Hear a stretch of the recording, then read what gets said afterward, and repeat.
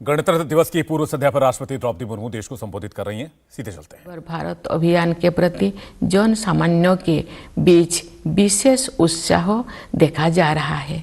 इसके अलावा विभिन्न क्षेत्रों के लिए विशेष प्रोत्साहन योजनाएं भी लागू की गई है। ये बड़े ही संतोष के विषय है कि जो लोग हाशिए पर रह गए थे उनका भी योजनाओं और कार्यक्रम में समावेश किया गया है तथा कठिनाई में उनकी मदद की गई है। मार्च 2020 में घोषित प्रधानमंत्री गरीब कल्याण अन्न योजना पर अमल करते हुए सरकार ने उस समय गरीब परिवारों के लिए खाद्य सुरक्षा सुनिश्चित की जब हमारे देशवासी कोविड-19 की महामारी के कारण अकस्मात उत्पन्न हुए आर्थिक व्यवधान का सामना कर रहे थे। इस सहायता की वजह से किसी को भी खाली पेट नहीं सोना पड़ा। गरीब परिवारों के हित को सर्वोपरि रखते हुए इस योजना की अवधि को बार बार बढ़ाया गया तथा लगभग 81 करोड़ देशवासी लाभान्वित होते रहे। इस सहायता को आगे बढ़ाते हुए सरकार ने घोषणा की है कि वर्ष 2023 के दौरान भी लाभार्थियों को उनका मासिक राशन मुफ्त में मिलेगा। इस ऐतिहासिक कदम से सरकार ने कमजोर वर्गों को आर्थिक विकास में शामिल करने के साथ साथ उनकी देखभाल की जिम्मेदारी भी ली है। हमारे अर्थव्यवस्था का आधा सुदृढ़ होने के कारण हम उपयोगी प्रयासों का सिलसिला शुरू करने और उसे आगे बढ़ाने में सक्षम हो सके।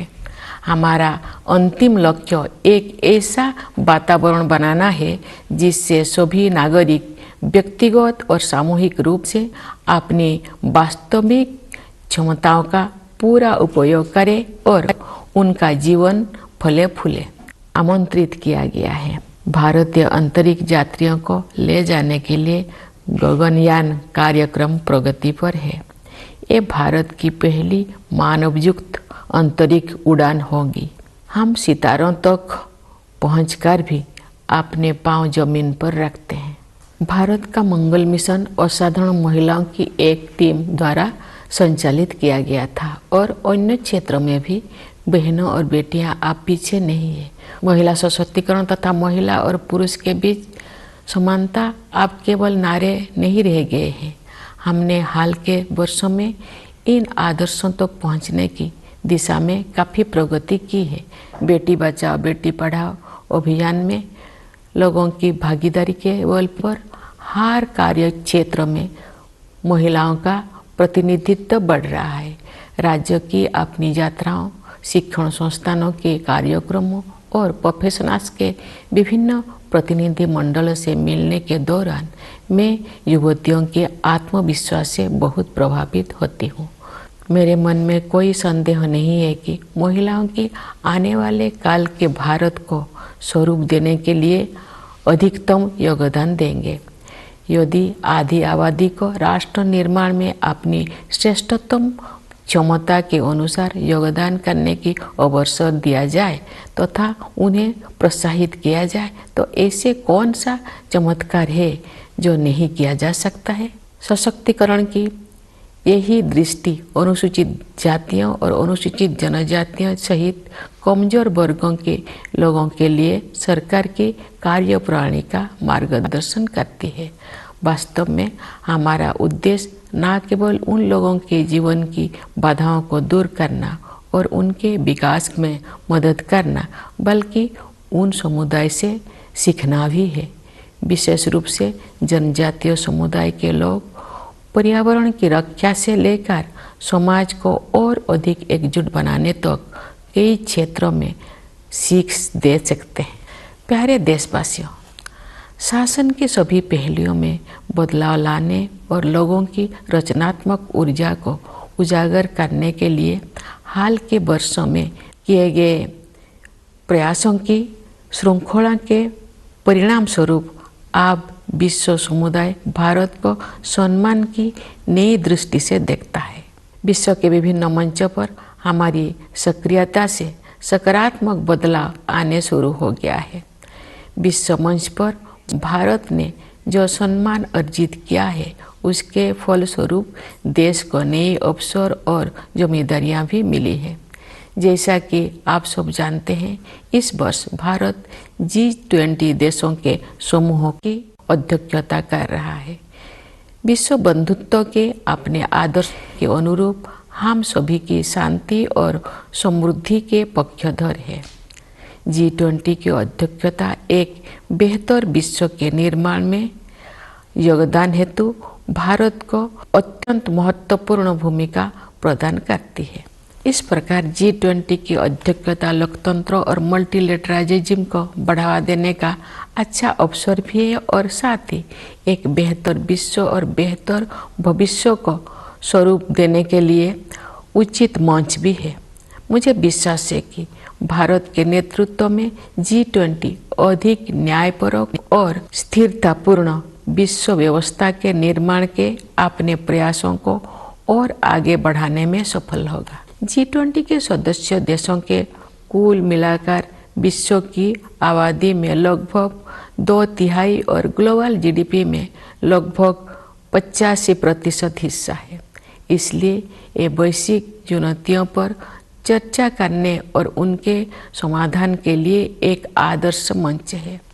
मेरे विचार से ग्लोबल वार्मिंग और जलवायु परिवर्तन ऐसे चुनौतियां हैं जिनका सामना शीघ्रता से करना है। वैश्विक तापमान बढ़ रहा है और मौसम में बदलाव के चरम रूप दिखाई पड़ रहा है। हमारे सामने एक गंभीर दुविधा है। अधिक से अधिक लोगों को गरीबी से बाहर निकालने के लिए आर्थिक विकास जरूरी है, लेकिन इस विकास के लिए फॉसिल फ्यूल का प्रयोग भी करना पड़ता है।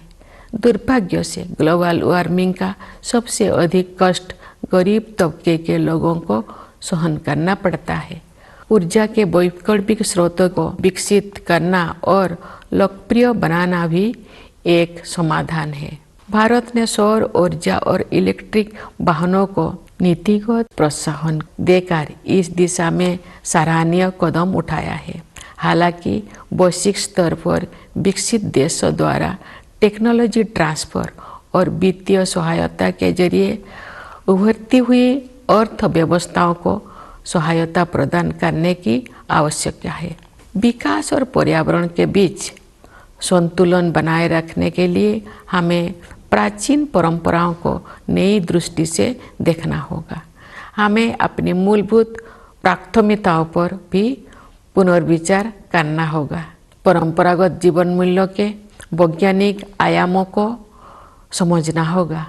हमें एक बार फिर प्रकृति के प्रति सम्मान का भाव और अनंत ब्रह्मांडों के सम्मुख विनम्रता का भाव जागृत करना होगा।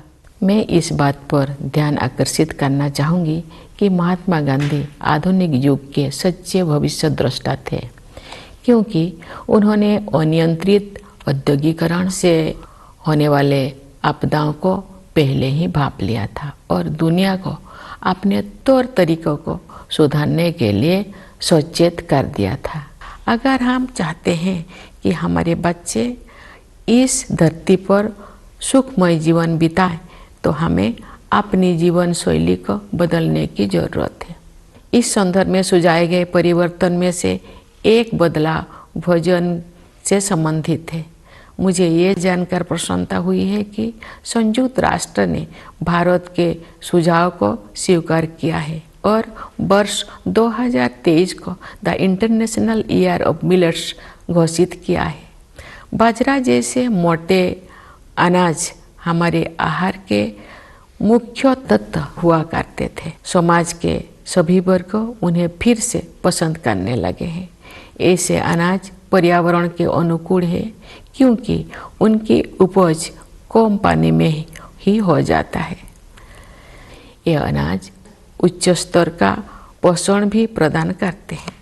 यदि अधिक से अधिक लोग मोटे अनाज को भोजन में शामिल करेंगे तो पर्यावरण संरक्षण में सहायता होगी और लोगों के स्वास्थ्य में भी सुधार होगा।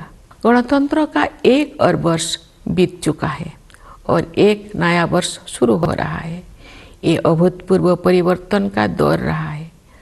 महामारी के प्रकोप से दुनिया कुछ ही दिनों में बदल गई थी। पिछले 3 वर्ष के दौरान जो भी हमें लगा कि हमने वायरस पर काबू पा लिया है, तो वायरस फिर किसी विकृत रूप में वापस आ जाता है। लेकिन अब इससे घबराने का कोई ज़रूरत नहीं है, क्योंकि हमने ये समझ लिया है कि हमारा नेतृत्व, हमारे वैज्ञानिक और डॉक्टर, हमारे प्रशासक और कोरोना योद्धा किसी भी स्थिति से निपटने के लिए हर संभव प्रयास करेंगे। साथ ही हमने ये भी सीखा है कि हम अपनी सुरक्षा में कमी नहीं आने देंगे और सतर्क भी रहेंगे। प्यारे देशवासियों, विभिन्न क्षेत्रों में कार्यरत कई पीढ़ियों के लोग हमारे गणतंत्र की अब तक की विकास गाथा में अमूल्य योगदान के लिए प्रशंसा के पात्र है। मैं किसानों, मजदूरों, वैज्ञानिकों और इंजीनियरों की भूमिकाओं की सराहना करती हूँ, जिसकी सामूहिक शक्ति हमारे देश को जय जवान, जय किसान, जय विज्ञान, जय अनुसंधान की भावना के अनुरूप आगे बढ़ने में सक्षम बनाती है। मैं देश की प्रगति में योगदान देने वाले प्रत्येक नागरिक की सराहना करती हूँ।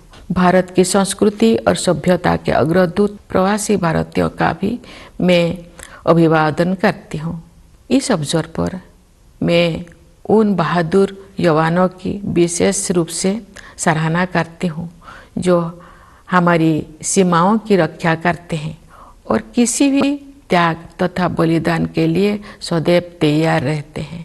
देशवासियों को आंतरिक सुरक्षा प्रदान करने वाले समस्त अर्धसैनिक बलों तथा पुलिस बलों के बहादुर जवानों की भी मैं सराहना करती हूँ। हमारी सेनाओं, अर्धसैनिक बलों तथा पुलिस बलों के जिन वीरों ने कर्तव्य निभाते हुए अपने प्राणों की आहुति दी है, उन सबको मैं सादर नमन करती हूँ। मैं सभी प्यारे बच्चों को उनके उज्जवल भविष्य के लिए हृदय से आशीर्वाद देती हूँ। आप सभी देशवासियों के लिए एक बार फिर मैं गणतंत्र दिवस की हार्दिक शुभकामनाएं व्यक्त करती हूँ। धन्यवाद। जय हिंद, जय भारत। इंडिया टीवी हर वक्त हर जगह डाउनलोड करने के लिए सर्च करें India TV news Google play store या ऐप स्टोर पर।